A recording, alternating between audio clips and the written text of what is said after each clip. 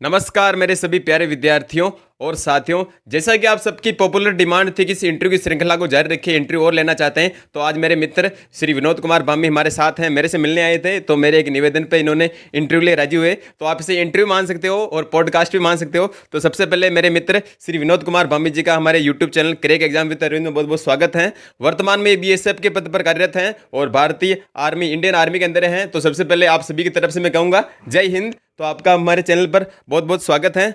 आपकी भी ट्रेनिंग जल्दी अभी खत्म ही हुई है, 1 साल की ट्रेनिंग थी। तो थोड़ा आप अपने बारे में बताइए कि कैसे बीएसएफ ट्रेनिंग होती है, थोड़ा सामान्य जानकारी अपने बारे में आप बताइए। जो कॉन्फिडेंशियल चीज़ें होती हैं उनको आप नहीं बताइए तो आपकी इच्छा है, बाकी जो चीज़ आप बता सकते हो हमारे चैनल पर आप हमारे दर्शकों को बताइए।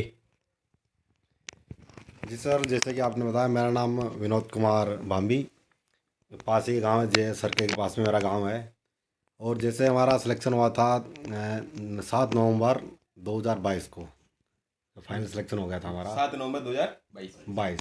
जैसे हमारा एसएससी से हमने एग्ज़ाम दिया था, उसके बाद उसका फिजिकल और मेडिकल के बाद तो फाइनल रिजल्ट आया हमारा 7 नवंबर 2022 को। उसके बाद हमने श्री गंगानगर 125 बटालियन में ज्वाइन किया था, तो महीने भर वहीं रहे हम। उसके बाद झारखंड हजारीबाग में हमारा ट्रेनिंग सेंटर था, वहाँ ट्रेनिंग ज्वाइन की हमने। लगभग 1 साल भर की ट्रेनिंग हुई हमारी, 44 सप्ताह की। और 44 सप्ताह की ट्रेनिंग के बाद जैसे ही अभी 6 नवंबर को हमारा ट्रेनिंग पूरा ख़त्म हो गया। 6 नवंबर को हमारा पूरा ट्रेनिंग ख़त्म हो गया। अब हमारी पोस्टिंग हो चुकी है। अभी हमको पश्चिम बंगाल, साउथ बंगाल में हमारी पोस्टिंग है। साउथ बंगाल, चलो बढ़िया। इनकी भी जस्ट ट्रेनिंग खत्म ही हुई है, तो बहुत बहुत शुभकामनाएं आपको। और जैसे आपने बता दिया वेस्ट साउथ बंगाल के अंदर आपको ट्रेनिंग मिल गई है। ये तो रहेगी इनकी नौकरी के बारे में, ताकि किसी को लगे नहीं कि हम हर किसी से इंटरव्यू नहीं ले रहे हैं, वो बात ठीक है। अब अपने पर्सनल लाइफ के बारे में बताइए, अपने संघर्ष के दिनों के बारे में, कि बीएसएफ से पहले आपने किस किस वैकेंसी की तैयारी की थी, आपका सपना क्या था, लेकिन कौन सी वैकेंसी में आप रहे थे, कितने नंबरों से आप रहे थे, कितने सालों का आपने संघर्ष देखा, लगभग कौन से पीरियड के अंदर आपने तैयारी की थी, टाइम लिमिट के अंदर, वो थोड़ा बताइए हमारे दर्शकों को, ताकि वो भी मोटिवेट हो उसके आपसे, आपकी संघर्ष भरी कहानी के बारे में थोड़ा बताइए। जैसे कि हमने फरवरी 2000, एग्जैक्ट डेट याद है मेरे को, 5 फरवरी 2018 से मैंने अपनी पढ़ाई शुरू की थी। जैसे मैं 5 फरवरी 2018 से पहले एक इंटरव्यू देने गया था जयपुर, एक स्कूटर वाली कंपनी थी। अच्छा। उसमें मेरा सिलेक्शन हो गया था। तो मैं जैसे ही, मेरे को 3 तारीख को ज्वाइन करना था और 2 तारीख को वैकेंसी आ गई थी लोको पायलट की। तो उस लोको पायलट की वैकेंसी के चक्कर में मैंने कंपनी में नौकरी छोड़ दी।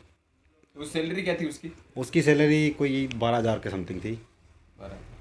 12,000 सैलरी थी। फिर मेरा दिमाग वही चलता रहा कि नौकरी आगे मिले ना मिले।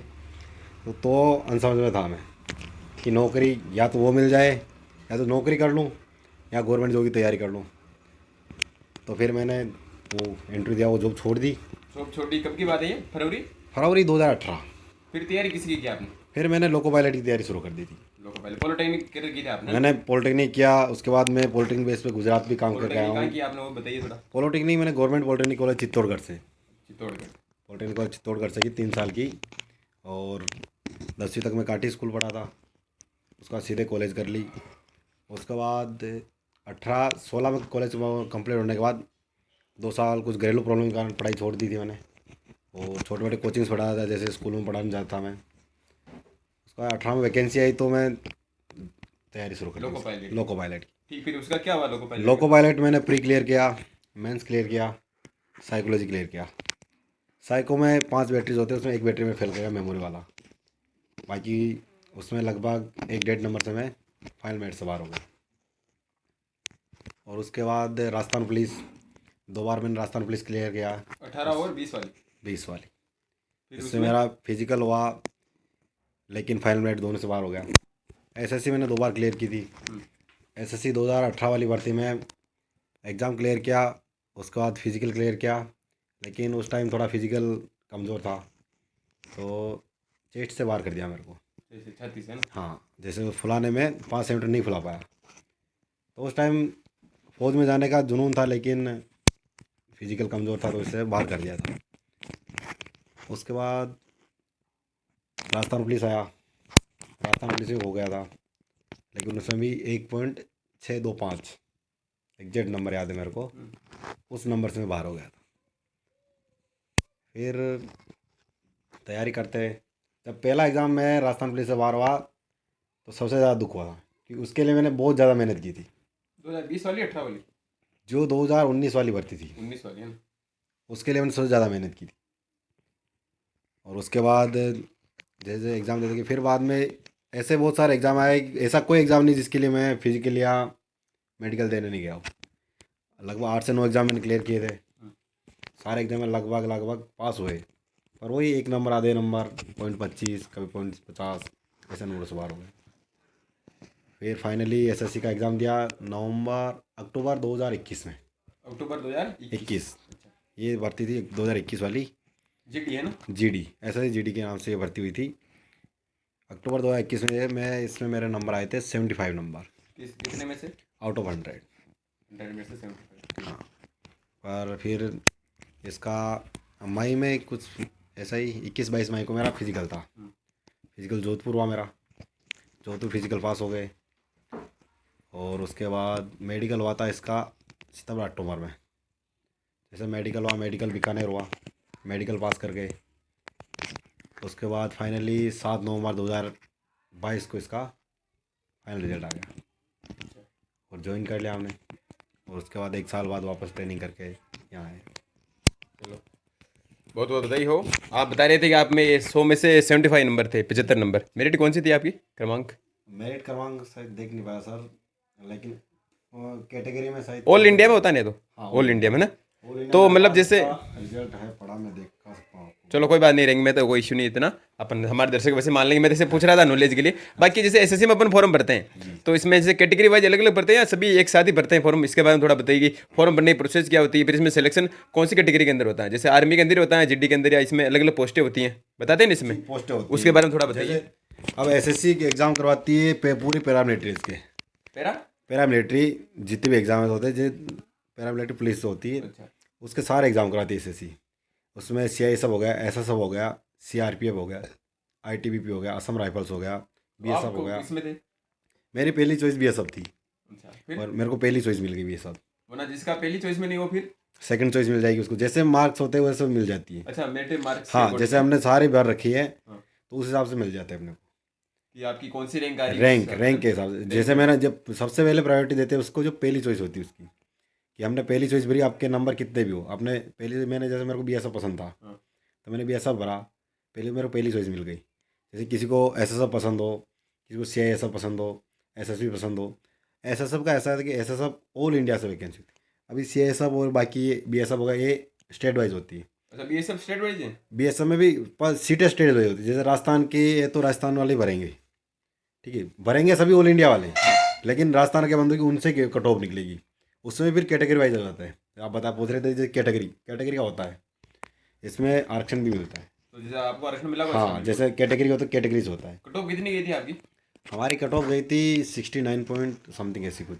75 अच्छे नंबर थे। हाँ, हमारे नंबर 70 में जनरल फाइट के बराबर था, हमारा हो गया। और ऑल इन राजस्थान हमारी कैटेगरी की सीटें 33 थी लगभग, उसमें से एक सीट हमको मिल गई थी। बहुत बढ़िया बात बताई आपने। चलो, ये तो हो गई अपने फॉर्म के बारे में, सीट के बारे में।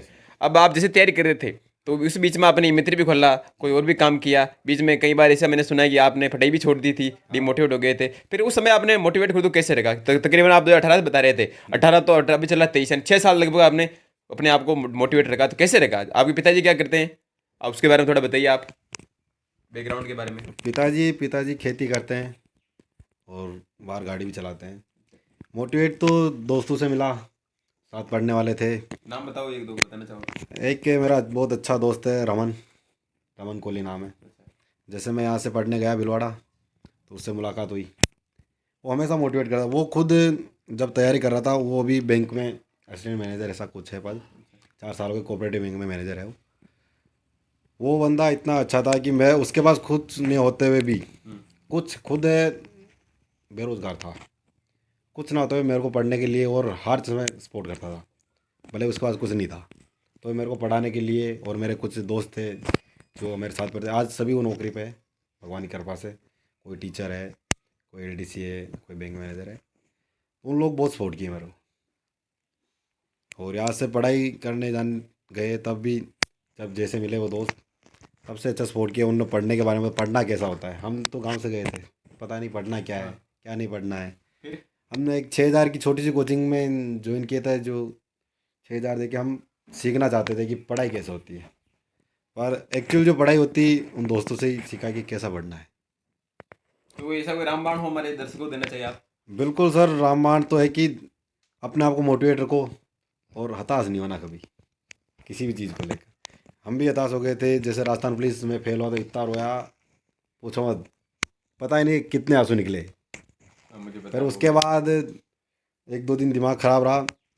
पहला एग्ज़ाम जब फेल हुआ था लोको पायलट में, तो मेरे को ऐसा लगा पैरों से ज़मीन निकल गई है, क्योंकि उसके में काफ़ी मेहनत की थी मैंने। मेरे जैसे मैं कोचिंग पढ़ाता था लड़कों को छोटी मोटी, और स्कूलों में पढ़ाने जाता, 2 स्कूलों में पढ़ाने जाता, तो मेरे को 1,000 रुपये ऐसे कुछ देते थे, 1,000-2,000 रुपये हाजीवास पढ़ाने जाता था और घेवरिया स्कूल पढ़ाता था। तो कुछ थोड़े पैसे वो देते थे, और थोड़ा छोटा मोटा काम करते, कहीं नरेगा में चले जाते, कभी ई मित्र के बारे में? ई मित्र भी खोला हमने। ई मित्र जब लॉकडाउन लग गया था तो पैसों की तंगी हो गई थी, पढ़ना भी ज़रूरी था, तो नरेगा में काम करने गए तो कुछ ऐसे 4-5 हज़ार रुपये मिले थे। तो फिर हमने सोचा कि पैसे है तो इन्वेस्ट कर देते हैं। एक 6-7 हज़ार का प्रिंटर ले आए, लैपटॉप हमारे पास था, और ई मित्र खोल लिया हमने। एक हमारा बहुत अच्छा दोस्त है धर्मेंद्र, दोनों ने मिलकर ई मित्र की दुकान खोल ली, और दुकान अच्छी चली। अच्छी तो हमने अभी तक उससे पैसों का कभी हिसाब नहीं लगाया 2 साल में से। तो खर्चा वगैरह निकल गया है? पर दुकान खोलने के बाद हमको किसी से पैसे मांगने की जरूरत ना पड़ी। खुद पे आत्मनिर्भर हो गए। हाँ, कि आत्मनिर्भर हो गए, और जितना पढ़ना चाहते थे, जो चाहिए था, सब उस दुकान से हो जाता था।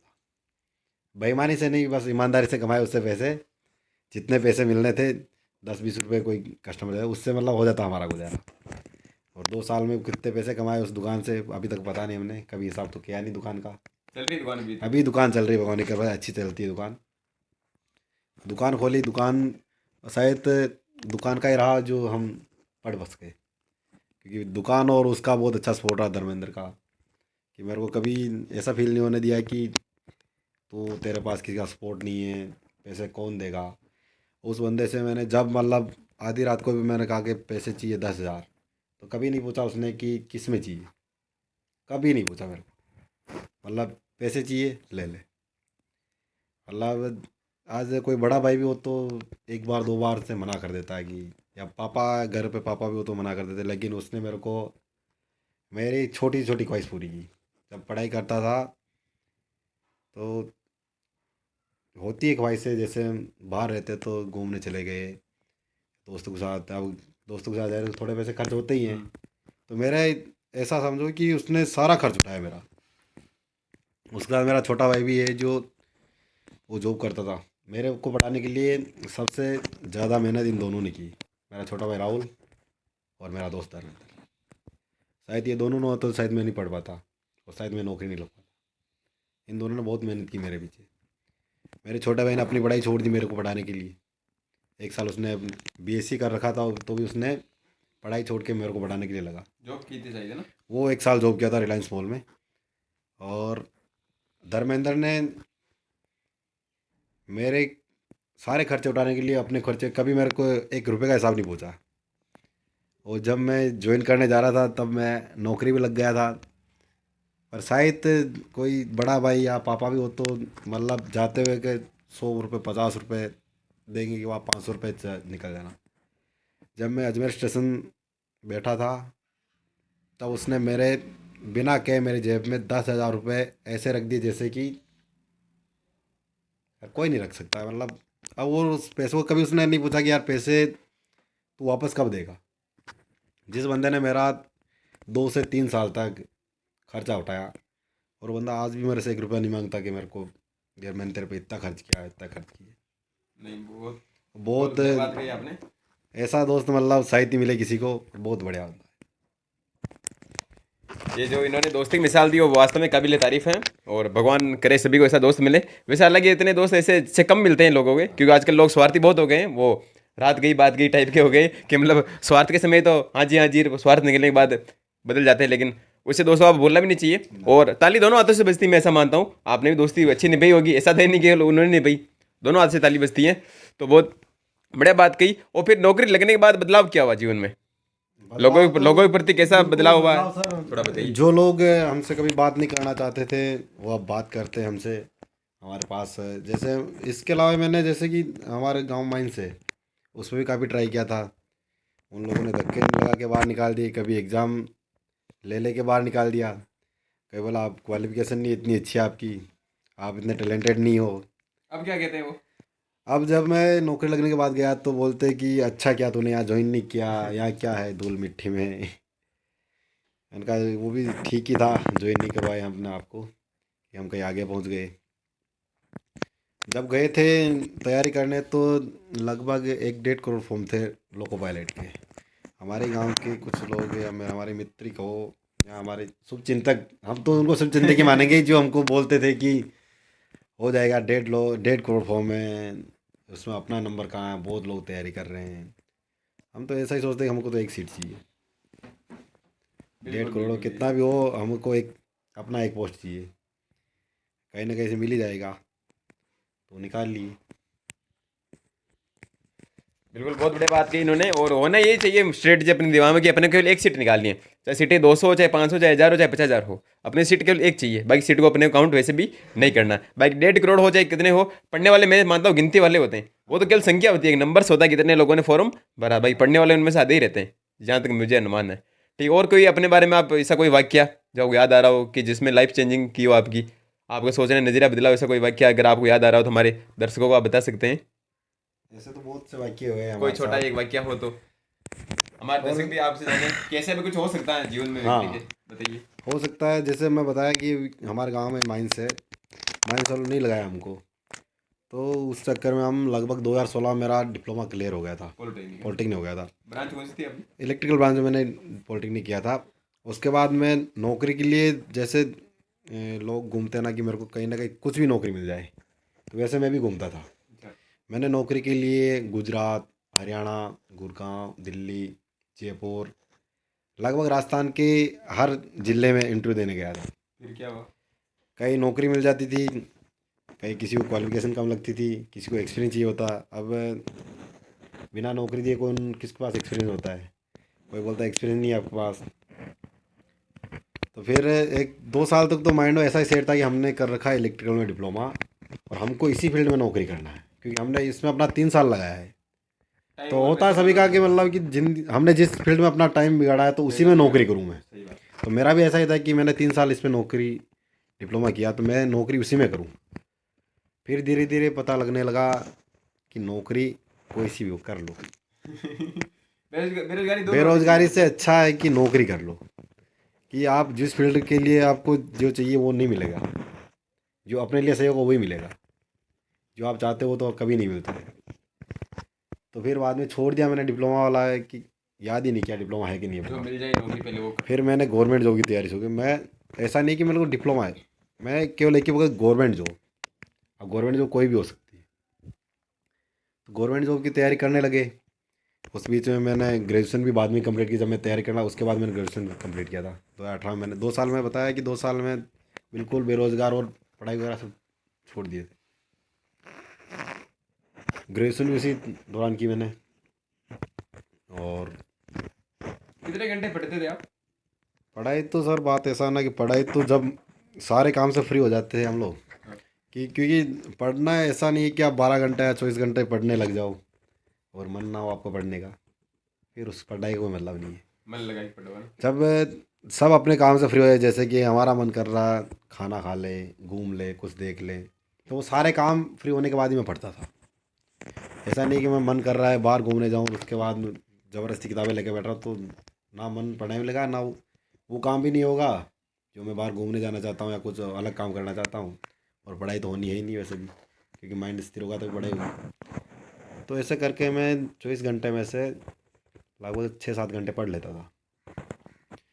और स्ट्रेटजी बना रखी थी कि अपने को ये चीज़ें डेली पढ़नी है, तो वो पढ़ता ही था मैं। 1 घंटा मेरे को पॉलिटी पढ़नी है तो पॉलिटी पढ़ता ही था, 2 या 3 घंटे मैथमेटिक्स पढ़नी है तो पढ़नी, वो चीज़ें डेली वाली वो तो करनी थी, चाहे उसमें अपनी नींद की कटौती कर लेता था। कि भाई सोना कम कर लेंगे अपना, लेकिन अपना जो टारगेट है वो पूरा करके उसके बाद जो अपने शौक़ है कि घूमने जाना वो तो करना ही है, पर अपना टारगेट भी पूरा करना था कि पढ़ाई का तो पूरा करना ही।